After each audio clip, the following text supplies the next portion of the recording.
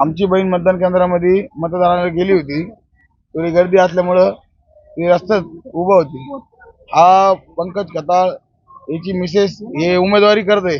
यांचा भाचा बंटी गुंजाळ हे बूथवर एवढी दादागिरी करत होते हातच्या बाहेर. कारण एका महिलेला बोलण्याचा यांना कुठलाच अधिकार नाही. एखादी महिलेला बोलली असती तर आम्ही समजलो असतो. नंतर काय घडलं? यांना हात धरून माझ्या बहिणीवर हात टाकला. तिला हात धरून बाहेर लोटलं. त्याच्यानंतर हा सर्व प्रकार घडला. आणि त्याला म्हणता ना चोर तो चोर शिरचोर, त्याला जो म्हणतो आपण चोर तो शिरचोर. आमच्या अगोदर पोलीस स्टेशनला येऊन तक्रार नोंदवण्याचं काम आणि तुमच्या माझ्या बंधूंना पत्रकारांमधून बोलवणे काम करण्याचं निष्कृष्टताचं काम यांनी केलं. आम्ही सर्वसाधारण माणसं आहे. आम्हाला या सगळ्या गोष्टी काही जमत नाही. आम्हाला एवढी मोठी पोलीस आता आम्ही आलोय साहेबांची आम्ही वाट बघतोय. कंप्लीट केली. आता साहेब येतील, न्याय निवडतील.